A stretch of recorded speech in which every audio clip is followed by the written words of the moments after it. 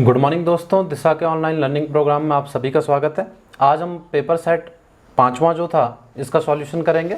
और आप में से किसी को अगर ये पेपर चाहिए तो फेसबुक ग्रुप जो है दिशा क्लासेस का, उसमें भी आपको ये पेपर मिल सकता है।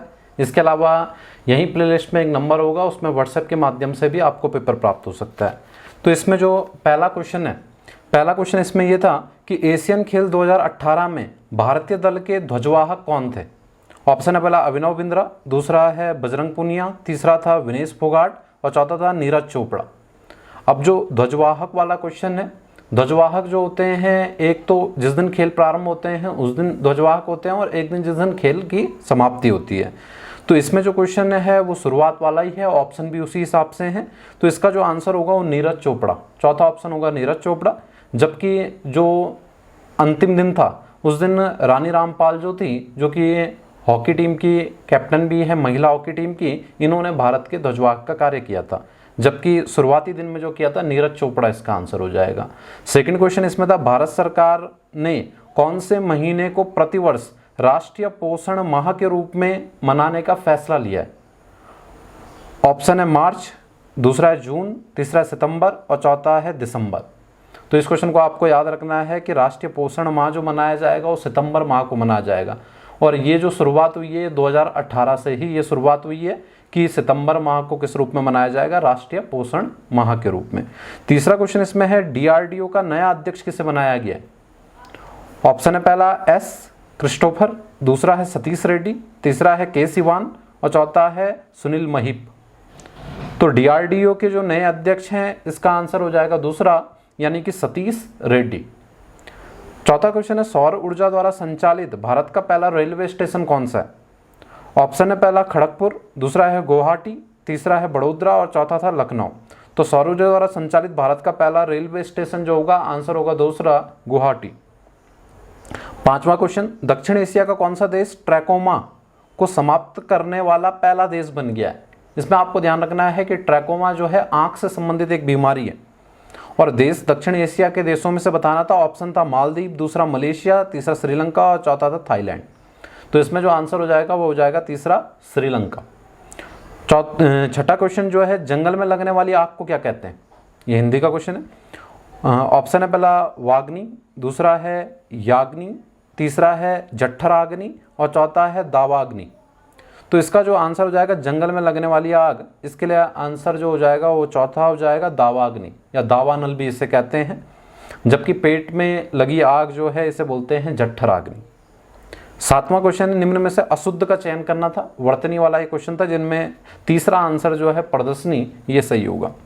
आठवां क्वेश्चन था असंगत यानी बेमेल जो है उसका चयन करना था। पहला ऑप्शन है शारीरिक, दूसरा है दैहिक, तीसरा है मानसिक और चौथा है आदि। इनमें से अब शारीरिक, दैहिक और आदि जो हैं ये आपस में समानार्थी शब्द हो गए, जबकि मानसिक इनमें से अलग वर्ड हो गया, इसलिए बेमेल जो हो जाएगा वो मानसिक हो जाएगा। नेक्स्ट क्वेश्चन नौवां जो है आचार का विलोम शब्द क्या है। पहला ऑप्शन था स्वभाव, दूसरा था विचार, तीसरा था अनाचार और चौथा था आदत। तो आचार का विलोम जो हो जाएगा, आंसर हो जाएगा तीसरा अनाचार।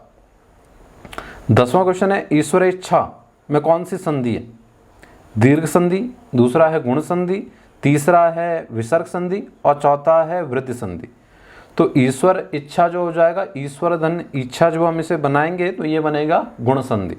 ठीक है, वैसे भी सिंगल एक ही मात्रा इसमें बीच में आ जाएगी और गुण संधि का ये उदाहरण हो जाएगा। 11वां क्वेश्चन जो है निम्न में असंगत का चयन करना है। इनमें से भी ऑप्शन है पहला लेखक, दूसरा है पाठक, तीसरा है संवाददाता और चौथा है प्रकाशक।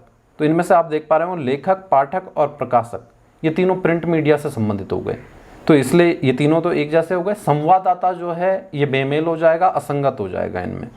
12वां क्वेश्चन है शुद्ध शब्द का चयन करना था, यानी वर्तनी चाटनी थी। इनमें पहले वाला जो है अन्वेषण, ये शुद्ध हो जाएगा। 13वां क्वेश्चन है किसी के पास रखी गई दूसरे की वस्तु के लिए एक शब्द कौन सा है। ऑप्शन है पहला परवर्ती, दूसरा है बपोती, तीसरा है धाती और चौथा है वर्तिका। तो इसका आंसर जो जाएगा वो हो जाएगा तीसरा धाती। धाती यानी किसी दूसरे के पास रखी हुई वस्तु। 14वां क्वेश्चन है छाती भर का पत्थर मुहावरे का अर्थ क्या है। पहला ऑप्शन था अभिभूत कर लेने वाला, दूसरा था जिंदगी भर का रोग, तीसरा है जिस चीज की चिंता सदा रहे और चौथा है असहनीय दुख। तो इसका आंसर जो होगा छाती भर का पत्थर। इस मुहावरे का अर्थ हो जाएगा चौथा असहनीय दुख। 15वां क्वेश्चन था प्रत्यार्पण में किस उपसर्ग का प्रयोग हुआ है। ऑप्शन है पहला प्रत्य, दूसरा है परि, तीसरा है प्रा, चौथा है प्रति। अब अगर आप देखोगे इसे तो जनरली ऐसा लग रहा होगा कि प्रत्यय हो सकता है इसमें उपसर्ग, लेकिन ये संधि के बाद बना हुआ शब्द है, तो इसमें जो उपसर्ग आया है उसका आंसर होगा चौथा प्रति। ठीक है, सही आंसर क्या होगा, प्रति होगा। 16वां क्वेश्चन, उसने बताया कि वह आज नहीं जाएगा। किस प्रकार का वाक्य है? तो मैंने बताया था आपको कि आश्रित हो, की से जुड़ा हो, तो ये सारे क्या होते हैं, मिश्र वाक्य होते हैं, तो मिश्रित वाक्य इसका आंसर हो जाएगा। 17वां क्वेश्चन है मैं आपके प्रति श्रद्धा करता हूं, इस वाक्य का शुद्ध रूप क्या होगा। ऑप्शन था पहला मैं आपके प्रति श्रद्धा करता हूं, दूसरा था मैं आपके प्रति श्रद्धा प्रदान करता हूं, तीसरा था मैं आपके प्रति श्रद्धा रखता हूं, और चौथा था मेरी आप पर श्रद्धा है। तो इसका आंसर जो होगा वो होगा तीसरा, मैं आपके प्रति श्रद्धा रखता हूं। ठीक है, तो ये तीसरा जो हो जाएगा वो सही हो जाएगा। कई जगह जो है उसमें श्रद्धा लिखने में भी जो है वो क्या है, अशुद्धि हुई है। 18 क्वेश्चन जो है लोकोक्ति एक तंदुरुस्ती हजार नियामत का अर्थ क्या है। ऑप्शन है पहला मोटा होना, दूसरा है दुबला होना, तीसरा है स्वास्थ्य बहुत बड़ी चीज है, और चौथा है उपरोक्त में से कोई नहीं। तो एक तंदुरुस्ती हजार नियामत, इसका जो अर्थ हो जाएगा आंसर होगा तीसरा, स्वास्थ्य बहुत बड़ी चीज है।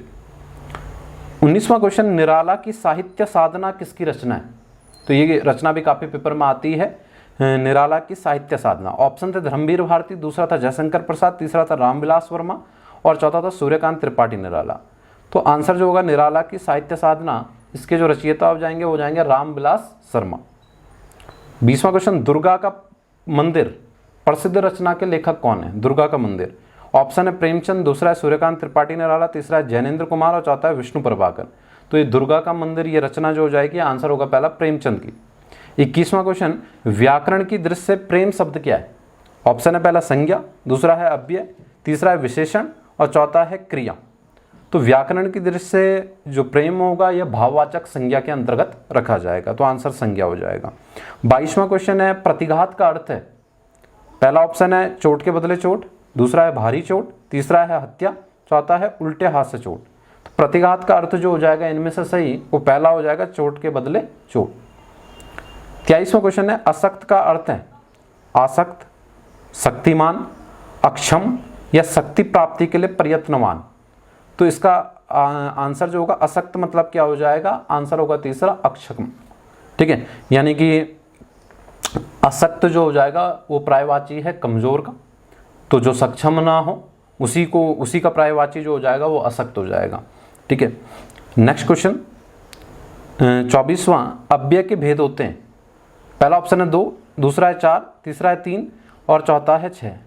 अब अव्यय के भेद जब हम हिंदी में देखते हैं तो क्रिया विशेषण एक वेदीय होता है, दूसरा संबंध बोधक होता है, तीसरा समुच्चय बोधक होता है, और एक जो होता है वो विस्मयादि बोधक भी इसके अंतर्गत आता है। यानी इनमें से जो आंसर हो जाएगा वो हो जाएगा 4। भले ही कुछ विद्वान जो होते हैं निपात को भी इसके अंतर्गत रखते हैं और फिर ये 5 लिखे होते हैं, लेकिन इन ऑप्शनों में से 2, 4, 3, 6 इनमें से अव्यय के जो भेद होंगे ज़्यादातर बुक्स में जो लिखे होंगे वो आंसर हो जाएगा दूसरा 4। 25वां क्वेश्चन, निजवाचक सर्वनाम का प्रयोग किस वाक्य में हुआ है। पहला ऑप्शन है यह मेरी निजी पुस्तक है, दूसरा आज अपनापन कहाँ है, तीसरा अपनों से क्या छिपाना, और चौथा आप भला तो जग भला। तो इसमें निजवाचक सर्वनाम का जो प्रयोग हुआ है वो आंसर हो जाएगा चौथा आप भला तो जग भला। इसमें जो आप शब्द आया है शुरुआत में निजवाचक का ही प्रतीक है। 26वां क्वेश्चन जो है आपको पहला वाला लग रहा होगा ये मेरी निजी पुस्तक है, तो यह जो होगा इसमें निश्चयवाचक हो जाएगा सर्वनाम, ना कि निजवाचक होगा बल्कि निश्चयवाचक के अंतर्गत उसको लेंगे हम। 26वां क्वेश्चन जो है चमोली के घाट नामक स्थान पर नंदाग्नि से किस नदी का संगम होता है। ऑप्शन है पहला कोयराला नदी का, दूसरा है गरुड़ गंगा का, तीसरा है चुपलिया नदी का, और चौथा जो है वो है पाताल गंगा का। तो चमोली के घाट नामक स्थान पे आपको याद रखना है नंदाग्नि के साथ जो संगम होता है आंसर होगा तीसरा चुपलिया नदी का। 27वां क्वेश्चन, बागेश्वर को किस इतिहासकार ने गोल्डन वैली नाम दिया था। ऑप्शन है पहला कनिंगम, दूसरा है एटकिंसन, तीसरा है अजय रावत, और चौथा है जिम कॉर्बेट। तो बागेश्वर को गोल्डन वैली नाम देने वाले आंसर होगा दूसरा एटकिंसन। 28वां क्वेश्चन है हरदयाल सिंह का संबंध किस क्षेत्र से है? पहला ऑप्शन है फुटबॉल से, दूसरा है लेखक, तीसरा है हॉकी खिलाड़ी और चौथा है भारोत्तोलक। तो हरदयाल सिंह का जो संबंध होगा आंसर होगा तीसरा, हॉकी खिलाड़ी। 29वां क्वेश्चन है राज्य के किस जनपद में मिल्क पाउडर प्लांट की स्थापना की गई है? नैनीताल, हरिद्वार, पौड़ी, उधम सिंह नगर। तो मिल्क पाउडर प्लांट जो लगाया गया है काशीपुर में, और काशीपुर जो स्थित है वो उधम सिंह नगर में। 30वां क्वेश्चन है अल्मोड़ा अखबार को बंद करने वाले डिप्टी गवर्नर कौन थे? पहला ऑप्शन है बर्नेडी, दूसरा है लोमस, तीसरा है रैमजे, चौथा है गार्डनर। तो इसका आंसर जो हो जाएगा वो हो जाएगा दूसरा, लोमस। 31वां क्वेश्चन सर्वाधिक चारागाह भूमि राज्य के किस जनपद में है? पहला ऑप्शन है उत्तरकाशी, दूसरा है चमोली, तीसरा है पिथौरागढ़ और चौथा है उधम सिंह नगर। तो सर्वाधिक चारागाह भूमि आपको याद रखनी है पिथौरागढ़ में। 32वां क्वेश्चन जो है फूलबाग हवाई अड्डा कहाँ स्थित है? फूलबाग हवाई अड्डा कहाँ स्थित है? इसके ऑप्शन थे चिन्यालीसौड़ में, दूसरा था नैनीसैनी में, तीसरा था पंतनगर में और चौथा था जौलीग्रांट में। तो फूलबाग हवाई अड्डा जो है ये आंसर होगा तीसरा, पंतनगर में स्थित है। 33वां क्वेश्चन है अभिनव बिंद्रा को किस वर्ष पद्म भूषण पुरस्कार से सम्मानित किया गया? ऑप्शन है पहला 2008 में, दूसरा है 2009 में, तीसरा 2012 और चौथा है 2013। तो अभिनव बिंद्रा को जो पद्म भूषण से सम्मानित किया गया आंसर होगा दूसरा, 2009 में। 34वां क्वेश्चन है पछावन किस जनजाति के प्रमुख देवता हैं? ऑप्शन है पहला राजी, दूसरा है थारू, तीसरा है बोक्शा और चौथा है जौनसारी। तो आपको याद रखना है पछावन जो हैं ये देवता हैं थारू जनजाति से संबंधित। नेक्स्ट क्वेश्चन 35वां संस्कृत को किस वर्ष में उत्तराखंड की द्वितीय राजभाषा घोषित किया गया? ऑप्शन है पहला सन 2000, दूसरा है 2007 में, तीसरा है 2010 में और चौथा है 2015 में। तो आपको याद रखना है कि संस्कृत को द्वितीय राजभाषा घोषित किया गया जनवरी 2010 में। 2015 में जो है ढोल को राजकीय वाद्य यंत्र घोषित किया गया, ठीक है। और जो राजभाषा घोषित हुई है वो जनवरी 2010 में हुई है संस्कृत द्वितीय राजभाषा के रूप में। 36वां क्वेश्चन है छम्मा नामक ऊन प्रशिक्षण केंद्र कहाँ स्थित है? ऑप्शन है पहला देहरादून, दूसरा है टिहरी, तीसरा है उत्तरकाशी और चौथा है पिथौरागढ़। तो ये छम्मा नामक ऊन प्रशिक्षण केंद्र जो है छाम के निकट है, टिहरी में। 37वां क्वेश्चन बुरांस को किस वर्ष में संरक्षित वृक्ष घोषित किया गया? ये इंपॉर्टेंट क्वेश्चन है। ऑप्शन है पहला 1972 में, दूसरा है 1974 में, तीसरा 1977 और चौथा है 1985 में। तो बुरांस जो संरक्षित वृक्ष घोषित हुआ इसका आंसर हो जाएगा दूसरा, 1974 में। 38वां क्वेश्चन है नीलू कठैत किसका सेनापति था? ऑप्शन है पहला गरुड़ ज्ञानचंद का, दूसरा है कल्याण चंद का, तीसरा है उद्योग चंद और चौथा है बात चंद का। तो नीलू कठैत आपको याद रखना है किसका सेनापति था? आंसर होगा पहला, गरुड़ ज्ञानचंद का सेनापति था। 39वां क्वेश्चन है सालम रंग महोत्सव का आयोजन किस स्थान पर होता है? ऑप्शन है पहला नरेंद्रनगर, दूसरा है अल्मोड़ा, तीसरा है रायपुर और चौथा है पौड़ी। तो सालम रंग महोत्सव जो है अल्मोड़ा में आयोजित होता है। 40वां क्वेश्चन अमर बहादुर गुरंग का संबंध, अमर बहादुर गुरंग का संबंध किस खेल से है? ऑप्शन है पहला भारोत्तोलक, दूसरा है फुटबॉलर, तीसरा क्रिकेटर और चौथा पर्वतारोही। तो आपको याद रखना है कि अमर बहादुर गुरंग का संबंध जो है ये फुटबॉलर है। तो दूसरा आंसर सही हो जाएगा फुटबॉलर। 41वां क्वेश्चन है उत्तराखंड में टाइगर वॉच योजना चलाई जा रही है। ऑप्शन था पहला 1991-92, दूसरा जो था वो था 1993-94, अगला जो था वो था 1998-99 और चौथा था 2000-2001 में। तो टाइगर वॉच योजना जो चलाई जा रही है इसका आंसर जो हो जाएगा, आंसर हो जाएगा पहला 1991-92 में। नेक्स्ट क्वेश्चन है 42वां राज्य मानवाधिकार आयोग के प्रथम अध्यक्ष कौन थे? ऑप्शन है विजेंद्र जैन, दूसरा है जगदीश बल्ला, तीसरा है नरेंद्रजीत सिंह बिंद्रा और चौथा है RS टोलिया। राज्य मानवाधिकार आयोग का अध्यक्ष जो है उस व्यक्ति को बनाया जाता है जो कि उच्च न्यायालय का क्या रहा हो, न्यायाधीश रहा हो, उच्च न्यायालय में जो है मुख्य न्यायाधीश रहा हो, सेवानिवृत्त रहा हो, तो उसको बनाया जाता है। और राज्य मानवाधिकार आयोग के जो अध्यक्ष पहले बने उत्तराखंड में ये विजेंद्र जैन बने थे। तो पहला आंसर सही हो जाएगा। 43वां क्वेश्चन है ढोल को राज्य वाद्य यंत्र किस वर्ष घोषित किया गया? तो ये मैंने पहले भी आपको बता दिया, ढोल वाला क्वेश्चन 2015 में ये राज्य वाद्य यंत्र घोषित हुआ है। 44वां क्वेश्चन है गोविंद घाट किस नदी के तट पर स्थित है? ऑप्शन है मंदाकिनी, दूसरा है अलकनंदा, तीसरा है रामगंगा और चौथा है विष्णुगंगा। तो गोविंद घाट जो हो जाएगा आंसर हो जाएगा इसमें दूसरा, अलकनंदा के तट पे। 45वां क्वेश्चन जो है निम्न में से कौन सा नगर राज्य का नगर निगम नहीं है? जैसे कि आपको पता है कि राज्य में अभी 8 नगर निगम है, तो इनमें से कौन सा नहीं है? ऑप्शन है पहला हल्द्वानी, दूसरा है रुड़की, तीसरा है काशीपुर और चौथा है श्रीनगर। तो इनमें से आपको याद रखना है कि श्रीनगर जो है, ये श्रीनगर अभी कोई नगर निगम नहीं बना है, ये नगर निगम में शामिल नहीं है। 46वां क्वेश्चन है, राज्य स्तरीय सहकारी डेयरी प्रशिक्षण संस्थान कहाँ स्थित है? ऑप्शन है पहला श्यामपुर में, दूसरा है लाल कुआं में, तीसरा है काशीपुर और चौथा है कोटद्वार। तो ये राज्य स्तरीय सहकारी डेयरी प्रशिक्षण संस्थान जो हो जाएगा, आंसर हो जाएगा दूसरा लाल कुआं में। 47वां क्वेश्चन है, रेशमा शाह का संबंध है।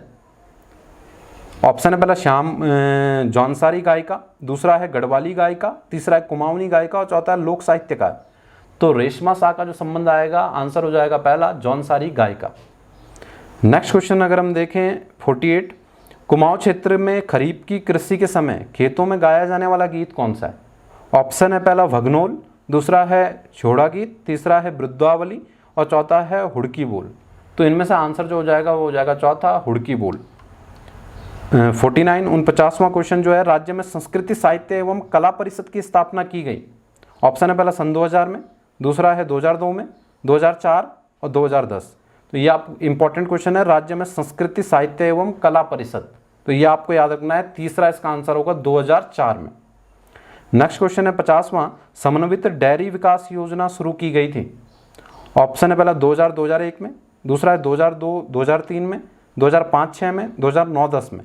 तो समन्वित डेयरी विकास योजना आपको याद रखनी है, इसका आंसर होगा दूसरा 2002-2003 में।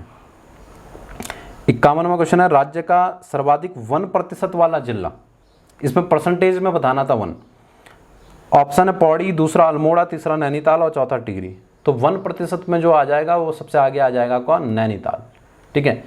नेक्स्ट क्वेश्चन इसके अंतर्गत जो आएगा 52वां, राज्य के उपोष्ण कटिबंधीय वनों का प्रमुख वृक्ष कौन सा है? ऑप्शन है पहला साल, दूसरा है देवदार, तीसरा है चीड़ और चौथा है बुरांस। तो राज्य में उपोष्ण कटिबंधीय वनों के अंतर्गत जो प्रमुख वृक्ष है उसका आंसर होगा पहला साल का वृक्ष। 53 क्वेश्चन जो है, राज्य बाल संरक्षण आयोग के अध्यक्ष हैं, यानी वर्तमान पूछ रहा। ऑप्शन था विजेंद्र दिन, दूसरा था जगदीश भल्ला, तीसरा था नरेंद्रजीत सिंह बिंद्रा और चौथा है डॉक्टर RS टोलिया। इसको थोड़ा सा आपको अपडेट कर लेना है क्योंकि इसमें जो है अब वर्तमान क्योंकि चेंज हो चुके हैं। तो आपको याद रखना है, राज्य बाल अधिकार संरक्षण आयोग के जो अध्यक्ष हैं अभी वो श्रीमती उषा नेगी हैं। 2018 में इनको बना दिया गया है, तो उषा नेगी हैं। जबकि राज्य बाल अधिकार संरक्षण आयोग के पहले अध्यक्ष जो थे अजय सेतिया थे। ठीक है, पहले अध्यक्ष अजय सेतिया थे, जबकि वर्तमान में इसके अध्यक्ष जो है उषा नेगी है। तो इसको अलग से आपको नोट रखना है। नेक्स्ट क्वेश्चन है 54वां, बक्सी किसका प्राचीन नाम है? ऑप्शन है काशीपुर, दूसरा है नानकमत्ता, तीसरा है हल्द्वानी और चौथा है नरेंद्र नगर। तो बक्सी किसका प्राचीन नाम है? इसका आंसर जो हो जाएगा वो हो जाएगा दूसरा नानकमत्ता। 55वां क्वेश्चन है, राज्य सेवा में भूतपूर्व सैनिकों को कितने प्रतिशत का आरक्षण दिया जाता है? ऑप्शन है पहला 5%, दूसरा है 10%, तीसरा है 3% और चौथा है 1%। ठीक है, अब इसमें कंफ्यूज नहीं होना आपको, ये राज्य आंदोलनकारी के विषय में नहीं पूछ रहा है, ये भूतपूर्व सैनिकों के विषय में पूछ रहा है। तो ये आपको सही से क्वेश्चन जो है ध्यान से पढ़ना है और इसका आंसर जो होगा वो पहला होगा 5%। नेक्स्ट क्वेश्चन जो है 56वां, स्कंद व मुचकुंद गुफा किस स्थान पर स्थित है? ऑप्शन है पहला देवप्रयाग, दूसरा है द्वारहाट, तीसरा है बद्रीनाथ और चौथा है उत्तरकाशी। तो स्कंद और मुचकुंद गुफा जो है इसका आंसर होगा तीसरा बद्रीनाथ चमोली में। 57वां क्वेश्चन है, बौराणी मेला किस जनपद में आयोजित किया जाता है? ऑप्शन है अल्मोड़ा, दूसरा है चमोली, तीसरा है पिथौरागढ़ और चौथा है पौड़ी। तो बौराणी मेला जो है ये आपको याद रखना है, आंसर होगा तीसरा पिथौरागढ़ में। 58वां क्वेश्चन है, उत्तराखंड आंदोलन स्मृतियों का हिमालय पुस्तक के लेखक। इस पुस्तक को भी आपको इंपॉर्टेंट ढंग से याद रखना है। ठीक है, क्योंकि पेपर में पूछे जाने की संभावना इसकी रहती है। उत्तराखंड आंदोलन स्मृतियों का हिमालय, इस पुस्तक के लेखक ऑप्शन है प्रताप सिंह पटवाल, दूसरा है चंद्र सिंह राही, तीसरा है केदार सिंह फोनिया और चौथा था हरीश लखेड़ा। तो आपको याद रखना है कि ये पुस्तक किसकी है? हरीश लखेड़ा। 59 क्वेश्चन जो है, राज्य के किस राष्ट्रीय उद्यान में सर्वाधिक पर्यटक आते हैं? ऑप्शन है पहला कॉर्बेट राष्ट्रीय उद्यान, दूसरा है राजाजी राष्ट्रीय उद्यान, तीसरा है नंदा देवी राष्ट्रीय उद्यान और चौथा है गंगोत्री राष्ट्रीय उद्यान। तो इसका आंसर जो होगा सर्वाधिक पर्यटक जहां आते हैं कॉर्बेट राष्ट्रीय उद्यान। 60वां क्वेश्चन है, नारसन ब्लॉक किस जनपद में स्थित है? यानी विकासखंड ये पूछ रहा है, नारसन नाम का जो है किस जनपद में? ऑप्शन है हरिद्वार, दूसरा है पिथौरागढ़, तीसरा है नैनीताल और चौथा है उधम सिंह नगर। तो नारसन ब्लॉक आपको रखना है हरिद्वार में। 61वां क्वेश्चन है, राज्य में ब्रेल प्रेस स्थित है। ब्रेल प्रेस कहाँ स्थित है? ऑप्शन था इसमें कोटद्वार, दूसरा था देहरादून, तीसरा था हरिद्वार और चौथा था काशीपुर। तो राज्य में ब्रेल प्रेस जो है आपको याद रखना है कि ये स्थित है देहरादून में, और साथ में जो ब्लाइंड स्कूल है वो भी स्थित है कहाँ? देहरादून में। नेक्स्ट क्वेश्चन, राज्य में प्रकाशित होने वाला प्रथम दैनिक पत्र कौन सा था? अब इसमें प्रथम पत्र नहीं बताना डायरेक्ट, ठीक है, न तो द हिल्स हो जाता। इसमें बताना है प्रथम जो कि दैनिक था, यानी साप्ताहिक ना हो, पाक्षिक ना हो। तो दैनिक पत्र बताना था इसमें गढ़वाली, पर्वतीय, अल्मोड़ा अखबारी या कर्मभूमि। तो इसका आंसर जो हो जाएगा वो हो जाएगा दूसरा पर्वतीय। नेक्स्ट क्वेश्चन है 63वां, गढ़वाल गजेटियर पुस्तक के लेखक हैं। ऑप्शन है पहला है H.G. वाल्टन, दूसरा है सिरमन ओकले, तीसरा है G.R.C. विलियम्स, चौथा है शेखर पाठक। तो आंसर इसका जो हो जाएगा वो पहला हो जाएगा H.G. वाल्टन। 64वां क्वेश्चन, उत्तराखंड में प्रथम बार वन पंचायतों का गठन किया गया, यानी उत्तराखंड में पहली बार वन पंचायतों का गठन कब हुआ? ऑप्शन थे 1921, दूसरा था 1931, तीसरा था 1947, चौथा था 1964। तो आंसर हो जाएगा इसका दूसरा 1931। 65वां क्वेश्चन, मंदाकिनी की सहायक नदी सोनगंगा का उद्गम होता है, यानी कि सोनगंगा का उद्गम स्थल बताना है। ऑप्शन है पहला लिंगा ताल से, दूसरा है चौरावाड़ी से, तीसरा है वासुकी ताल से और चौथा है सतोपन पर्वत से। तो ये आपको याद रखना है कि जो सोनगंगा है इसका उद्गम स्थल जो हो जाएगा आंसर होगा तीसरा वासुकी ताल से। 66 नंबर का जो क्वेश्चन है, संसार में सबसे तेज बढ़ने वाला पौधा। अब ये स्टैटिक जीके का क्वेश्चन हो गया। ऑप्शन है पहला देवदार, दूसरा है सिनकोना, तीसरा है पाइन और चौथा है बांस। तो इसमें जो इसका आंसर रहता है जनरल नॉलेज में वाली बुकों में आंसर होगा बांस, जबकि बॉटनी में जब हम देखेंगे तो बांस को जो होगा झाड़ी के अंतर्गत हम क्या करेंगे? शामिल करेंगे। नेक्स्ट क्वेश्चन 67, टमाटर के लाल रंग के लिए उत्तरदायी है। तो ये क्वेश्चन जो है पहले भी जो मैंने पेपर कराए उनमें भी आया था। इसका आंसर जो है वो क्या है? लाइकोपीन। नेक्स्ट क्वेश्चन 68, प्रकाश संश्लेषण में कौन सा प्रकाश सबसे अधिक प्रभावकारी होता है? ऑप्शन है पहला लाल, दूसरा है बैगनी, तीसरा ऑप्शन भी लाल इसमें छपा था और चौथा हरा। तो इसका आंसर जो हो जाएगा लाल हो जाएगा। लाल जो प्रकाश है सबसे ज़्यादा क्या हो जाएगा? प्रभावकारी हो जाएगा प्रकाश संश्लेषण में। नेक्स्ट क्वेश्चन 69, जल का क्रिस्टलीकरण निम्न में से किसका उदाहरण है? ऑप्शन है पहला भौतिक परिवर्तन, दूसरा है रासायनिक परिवर्तन, तीसरा है रासायनिक अभिक्रिया और चौथा है यसद लेपन। ठीक है, तो यसद लेपन तो जो हो गया वो जिंक की परत चढ़ाना हो गया। और जो जल का क्रिस्टलीकरण हो जाएगा, क्योंकि जल के हम अगर क्रिस्टल रूप बनाए तो उसका फिर से क्या हो सकता है? अवस्था परिवर्तन की जा सकती है, इसलिए जो ये हो जाएगा ये भौतिक परिवर्तन का उदाहरण हो जाएगा। नेक्स्ट क्वेश्चन है 70वां, अंगूरों में पाया जाने वाला अम्ल कौन सा है? ऑप्शन है पहला लैक्टिक अम्ल, दूसरा है फॉर्मिक अम्ल, तीसरा है एसिटिक अम्ल और चौथा है टार्टरिक अम्ल। तो अंगूरों में पाया जाने वाला अम्ल आंसर होगा चौथा टार्टरिक अम्ल। नेक्स्ट क्वेश्चन था इसमें 71, किस संविधान संशोधन के द्वारा अनुसूचित जाति तथा अनुसूचित जनजाति के आरक्षण को 10 वर्षों के लिए विस्तार दिया गया? ऑप्शन है पहला 43वां संविधान संशोधन, दूसरा है 44वां संविधान संशोधन, तीसरा है 45वां संविधान संशोधन और चौथा है 42वां संविधान संशोधन। तो इसका जो आंसर होगा वो होगा तीसरा 45वां संविधान संशोधन।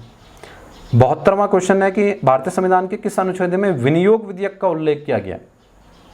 ऑप्शन था पहला अनुच्छेद 110, जिसमें अब 110 जो है वो उसमें धन विधेयक को परिभाषित किया गया है, दूसरा अनुच्छेद 144, तीसरा है अनुच्छेद 114 और चौथा है अनुच्छेद 117।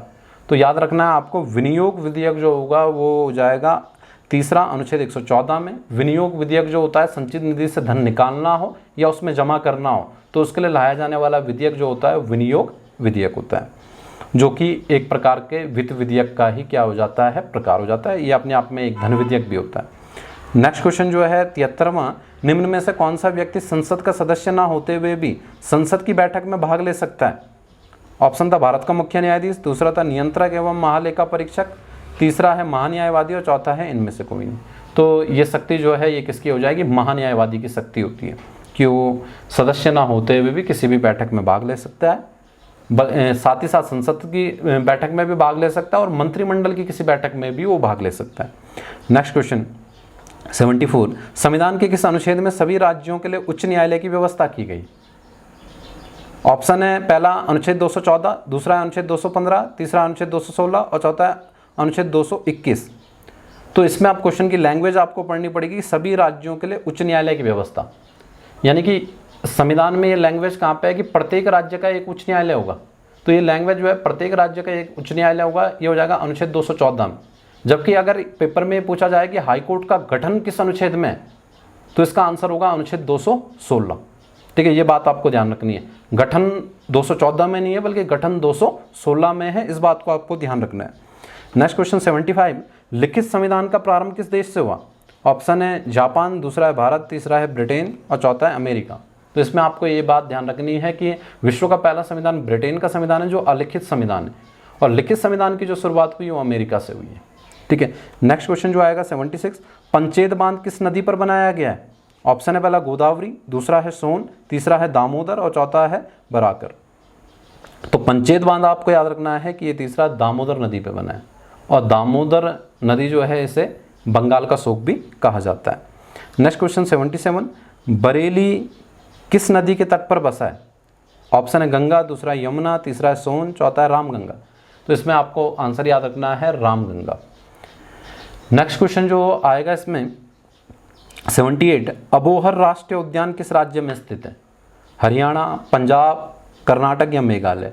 अब आप राष्ट्रीय उद्यान वाली जब पूरी सूची देखोगे तो उसमें पंजाब का लगभग एक ही राष्ट्रीय उद्यान छपा होता है, एक ही नहीं है संख्या में, लेकिन जो फेमस है वो एक ही छपा होता है, अबोहर। आप सारी लिस्ट देखना, उसमें अबोहर ही पंजाब में छपा होगा। ठीक है, तो अबोहर जो है वो हो जाएगा पंजाब में। पंजाब में आपको एक ही याद रखना है कम से कम पेपर की दृष्टि से, अबोहर। नेक्स्ट क्वेश्चन है इसमें 79, केम्पेगौड़ा अंतर्राष्ट्रीय हवाई अड्डा स्थित है? ऑप्शन था इसका गुवाहाटी, दूसरा था लखनऊ, तीसरा था चेन्नई और चौथा था बेंगलुरु। तो इसका आंसर जो हो जाएगा वो हो जाएगा चौथा बेंगलुरु। अगला क्वेश्चन था इसमें, बाजरा फसल का जन्म स्थान का है? ऑप्शन था अमेरिका, दूसरा अफ्रीका, तीसरा भारत, चौथा चीन। तो आपको याद रखना है कि बाजरा का उत्पादन भारत में काफ़ी होता है, राजस्थान में भी बड़ी मात्रा में इसका उत्पादन होता है, लेकिन इसका जन्म स्थान भारत नहीं है बल्कि क्या है, अफ्रीका है। नेक्स्ट क्वेश्चन, अंग्रेजी शासन के विरुद्ध चले कूका आंदोलन का नेतृत्व किसने किया था? ऑप्शन जो है इसमें कंपाराम सिंह, दूसरा सिद्धू और कानू, तीसरा है गोमधर कुंवर और चौथा है भगत जवाहरमल। तो याद रखना है आपको, वैसे तो कूका आंदोलन जो था ये पंजाब में जो है कूका संतों द्वारा चलाया गया, लेकिन पश्चिमी पंजाब में इसका जो नेतृत्व किया था ये भगत जवाहरमल ने किया था। ठीक है, नेक्स्ट क्वेश्चन जो हो जाएगा, स्वदेशी आंदोलन का विचार सर्वप्रथम किस पत्र में प्रकाशित हुआ? अब स्वदेशी आंदोलन का जो पहला विचार है किस पत्र में प्रकाशित हुआ है? ऑप्शन है आनंद मठ, दूसरा संजीवनी, तीसरा है अमृत बाजार पत्रिका और चौथा वंदे मातरम। तो इसका आंसर जो होगा वो होगा दूसरा संजीवनी। 84 जो है, हंटर कमीशन किस वायसराय के समय गठित हुआ था? हंटर कमीशन आपको याद रखना है कि प्राथमिक शिक्षा में सुधार हेतु हंटर कमीशन बनाया गया था, और ये जो बना था ऑप्शन है इसमें डलहौजी, कैनिंग, रिपन या विलियम बेंटिंग। तो इसका आंसर जो हो जाएगा लॉर्ड रिपन। लॉर्ड रिपन के समय बना, और प्राथमिक शिक्षा में सुधार के हेतु जो बनाया गया था वो हंटर कमीशन बनाया गया था। 85 क्वेश्चन जो है, जिस समय प्रथम विश्व युद्ध हुआ भारत के वायसराय कौन थे? प्रथम विश्व युद्ध के समय भारत के वायसराय इनमें से कौन थे? ऑप्शन है पहला लॉर्ड मिंटो, दूसरा है लॉर्ड हॉर्डिंग द्वितीय, तीसरा है लॉर्ड रीडिंग और चौथा लॉर्ड चेम्सफोर्ड। तो इनमें जो आंसर हो जाएगा वो हो जाएगा दूसरा लॉर्ड हॉर्डिंग द्वितीय। इस समय क्या थे? भारत के वायसराय थे। 86 question, Indian high court act किस गवर्नर जनरल के समय पारित हुआ? ऑप्शन है पहला लॉर्ड कैनिंग, दूसरा है विलियम बेंटिंग, तीसरा है लॉर्ड कर्जन, दूसरा है लॉर्ड कॉर्नवालिस। तो इंडियन हाई कोर्ट जो है ये 1862 के आसपास जो था ये लागू हुआ था, और इस समय कैनिंग अपना दूसरा कार्यकाल संभाल रहे थे। तो लॉर्ड कैनिंग इसका आंसर हो जाएगा। 87 क्वेश्चन है, किसी शेयर बाजार के विनियमन यानी रेगुलेशन के बाहर शेयरों के व्यापार को क्या कहा जाता है? ऑप्शन है पहला इनसाइडर ट्रेडिंग, दूसरा है कर्व ट्रेडिंग, तीसरा है पोंजी स्कीम, चौथा है जंक बांड। तो इनमें देखिए दो ऑप्शन जो लग रहे होंगे। इनसाइडर ट्रेडिंग जो होता है वो ये होता है कि शेयर मार्केट में जब क्या होता है, किसी कंपनी की आंतरिक सूचनाओं को लीक करना, ये इनसाइडर ट्रेडिंग कहलाएगा। जबकि विनियमन के बाहर जो है शेयरों का व्यापार करना, ये कर्व ट्रेडिंग कहलाएगा। तो इसका आंसर जो होगा कर्व ट्रेडिंग हो जाएगा। 88 क्वेश्चन जो है, जस्टिस AB शाह समिति का संबंध किस क्षेत्र से रहा है? ऑप्शन है पहला कर सुधार, दूसरा है बैंक सेवा सुधार, तीसरा है काले धन पे और चौथा है कृषि वित्त। तो AB शाह समिति जो थी ये काले धन पे गठित समिति। अगला क्वेश्चन जो होगा इसमें 89 क्वेश्चन, जिसमें कि ये पूछ रहा है कि निम्न में से कौन सा संघ सरकार की राजस्व प्राप्तियों का घटक नहीं है। ऑप्शन है इसमें निगमित कर प्राप्तियां, दूसरा है लाभांश तथा लाभ, तीसरा है विनिवेश प्राप्तियां और चौथा है ब्याज प्राप्तियां। तो इसका आंसर जो होगा वो होगा तीसरा, विनिवेश प्राप्तियां। 90 क्वेश्चन जो है, स्वतंत्र भारत का पहला बजट किसने पेश किया। ऑप्शन है जेम्स विल्सन, दूसरा है जॉन मथाई, तीसरा है षणमुखम चेट्टी और चौथा है के संतानम ने। अब इनमें से अगर हम देखें तो जेम्स विल्सन जो थे, स्वतंत्रता पूर्व इन्होंने बजट सबसे पहले पेश किया था, ये बात सही है, लेकिन ये स्वतंत्र भारत की बात कर रहा है, तो इसका आंसर जो होगा वो षणमुखम चेट्टी हो जाएगा। जबकि अगर गणतंत्र भारत ये पूछता तो इसका आंसर हो जाता जॉन मथाई। तो गणतंत्र भारत में जॉन मथाई का नाम याद रखना है, जबकि स्वतंत्र भारत में यानी 47 में पूछेगा तो षणमुखम चेट्टी, 1950 यानी गणतंत्र भारत संविधान लागू होने के बाद तब आंसर हो जाएगा जॉन मथाई। नेक्स्ट क्वेश्चन इसमें 91, भारत का वित्तीय वर्ष प्रारंभ होता है। ऑप्शन था 1 जनवरी से, दूसरा था 1 अप्रैल से, तीसरा था 1 जुलाई से, चौथा था 15 अगस्त से। तो भारत का वित्तीय वर्ष जो है ये शुरू होता है 1 अप्रैल से और चलता है 31 मार्च तक। नेक्स्ट क्वेश्चन 92, इंटरनेट पर प्रयुक्त कंप्यूटर लैंग्वेज है। ऑप्शन था बेसिक, दूसरा था कोबॉल, तीसरा था जावा और चौथा था पास्कल। तो इसका आंसर जो होगा वो तीसरा होगा, जावा। 93, किस प्रोग्रामिंग लैंग्वेज को ट्रांसलेटर की जरूरत नहीं पड़ती है। ऑप्शन है बेसिक, दूसरा है सी, तीसरा है असेंबली लैंग्वेज और चौथा है मशीन लैंग्वेज। तो इसका आंसर जो हो जाएगा मशीन लैंग्वेज, क्योंकि अगर वो मशीन लैंग्वेज में पहले से है तो फिर उसको ट्रांसलेटर की कोई आवश्यकता नहीं पड़ेगी। 94 क्वेश्चन है, माउस किस प्रकार की युक्ति है। ऑप्शन था इनपुट, दूसरा आउटपुट, तीसरा दोनों, चौथा इनमें से कोई नहीं। तो माउस पता ही है हमें कि माउस और कीबोर्ड जो है मेन क्या है, इनपुट डिवाइस के एग्जाम्पल है। 95, इंटरनेट पते में पद HTTP का पूरा नाम। तो ये भाई कई बार ग्रुप सी में HTTP आया है, इसका जो फुल फॉर्म होगी वो होगी hyper text transfer protocol, hyper text transfer protocol. ठीक है, यानी चौथा ऑप्शन जो होगा सही होगा। हम 96 से जो है वो रीजनिंग के क्वेश्चन है। ठीक है, रीजनिंग का पिछले बार में एक क्वेश्चन के आंसर में दिक्कत हो गई थी, लेकिन बाद में कमेंट बॉक्स में उसका आंसर डाला था। रीजनिंग में आपको कोई भी क्वेश्चन में कोई दिक्कत होती है तो सॉल्व करके आपको दे दिया जाएगा। कभी ये हो सकता है कि आपको उसका आंसर कुछ और लग रहा हो, या फिर कभी जो है वो हो सकता है कि वो बताने में गलत हो गया हो। तो रीजनिंग जो होती है वो तो सॉल्यूशन वाले क्वेश्चन हो जाते हैं रीजनिंग मैथ्स के, तो सॉल्व करके उनके विषय में क्या है पूरा पता लग जाता है कि आंसर क्यों है, उसका आंसर वो है तो क्यों है। ठीक है, अब रीजनिंग के क्वेश्चन जो है 96 वाला क्वेश्चन था कि इनमें संबंधित शब्द का चयन करना था। इसने ग्रुप दिया संगीत कार्यक्रम, संगीतकार और अभिनेता का संबंध किससे होगा। फिर अगर संगीत कार्यक्रम जो है उसका संबंध संगीतकार से है तो फिर अभिनेता का। ऑप्शन था पियानो, दूसरा नृत्य, तीसरा नाटक, चौथा गायन। तो इनमें आंसर हो जाएगा नाटक। 97 में लुप्त संख्या ज्ञात करनी थी, और लुप्त संख्या को जब हम देखेंगे कि लुप्त संख्या क्या होगी तो इस पूरी सीरीज को देखने पे जो पता लग रहा है कि एक के बाद एक क्या हो जा रही है कि वो 4 का भाग उसमें देखे कम हो जा रही है। तो 16 लिखा है तो 16 के आगे जो हो जाएगा वो 4 हो जाएगा, पहला ऑप्शन। 98 वाला जो था इसमें लुप्त पद बताना था, यानी अगला पद कौन सा आएगा, तो इसमें तीसरा हो जाएगा TEB। और 99 जो था इसमें 11 किलोमीटर प्रति घंटे की चाल थी और कितने मिनट में निकलेगा। तो इसमें आपको ये ध्यान रखना था, पहले किलोमीटर प्रति घंटा को मीटर पर सेकंड में हम चेंज कर लेंगे और उसके बाद आसानी से निकल जाएगा कि कितने मिनट आना था इसका आंसर होना था तीसरा 3 मिनट। लेकिन तब तक नहीं निकलता जब तक आप मीटर पर सेकंड में से चेंज नहीं करते। और 100 जो था वो कोडिंग डिकोडिंग था, RIT का कोड क्या होगा, तो आंसर होगा तीसरा 40। तो इस प्रकार से जो है ये 100 क्वेश्चन हो गए हैं और ये हमारा प्रैक्टिस सेट जो है 5वां भी खत्म हो गया। ठीक है, इनमें से अब उत्तराखंड और हिंदी के तो आपको क्वेश्चन खासकर रचनाओं वाले क्वेश्चन आपको नोट कर लेने चाहिए, क्योंकि आने वाला जो ग्रुप सी है, इसके अलावा वीडियो, VPDO, पुलिस भर्ती हो गई, तो इन सब में जो होंगी हिंदी जो होती है इंपॉर्टेंट रोल करती है। और हिंदी में क्या होती है कि आप जैसे ग्रामर पढ़ भी लो, लेकिन रचनाओं में पता नहीं लगता कि कौन सी रचनाएं पढ़ी जाएं, किस प्रकार से रचनाएं याद की जाएं। तो मेन जो पेपरों में आई है कम से कम उतनी तो याद रखने की आपको धीरे धीरे कोशिश करनी चाहिए। तो आज के लिए जानकारी इतनी ही है। अगर किसी ने चैनल सब्सक्राइब ना किया हो तो सब्सक्राइब करें, बेल आइकन को भी प्रेस करें। तो आज के लिए इतना ही। इसके बाद हम प्रैक्टिस सेट नंबर 6 जो है उसे सॉल्व करेंगे। धन्यवाद।